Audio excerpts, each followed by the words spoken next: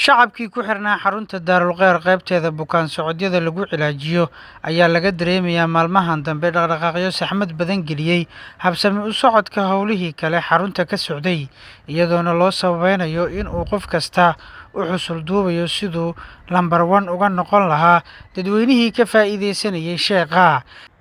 kadib markii horaantii bishan ay ka warhaleen safarka sheekha guud ee Daarul Khayr Sheekh Muxudiin Salafi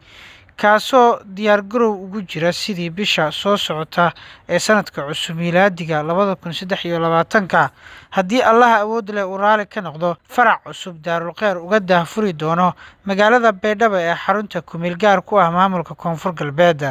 halkaasoo shaki ku jirin inuu sheekha ku wajahan yahay maadaama xaruntaasi ay saldhig u noqon doonto dadyowga reer Koonfur Galbeed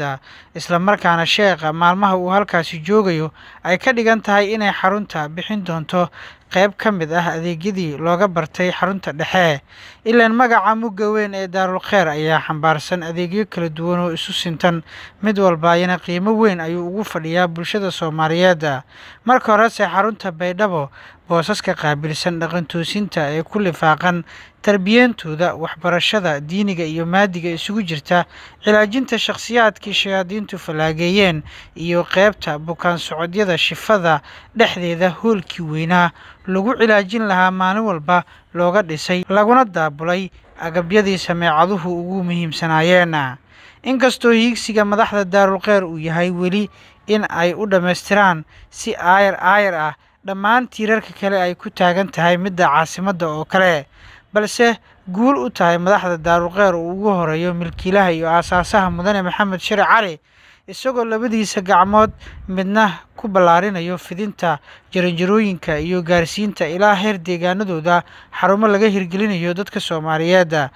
dhinaca kalena ama gacantiisa kalena ay ka caagan tahay gaabis ku yimaada howlihii ka socday gudaha Daarul Khayr hase yeeshee laga faani karin had iyo goor in loo cudur daarto shacabka Soomaaliyeed ciladihii ka dhashay mashquulka safarka sheekha sida sixiradii laga soo saari jiray guryaha quraan saaradii qaaska ahaa iyo qaabilaadii bukaanada lagu siin jiray talooyin wax ku ool u ah naftooda iyo daawooyin waxtar u lahaa caafimaadkooda laakiinse sheekha ka baaran degay una tababaray mid ka mid ah ardaydiisa sidii ay joogto bukaanadaasi uga heli lahaayeen xarunta quraan saarkii ruqyada ee u socday waxaana gabi ahaanba meesha laga saaray jadwalkii xadidayay waqtiga quraan saarka ee lagu jaangoon jiray saacado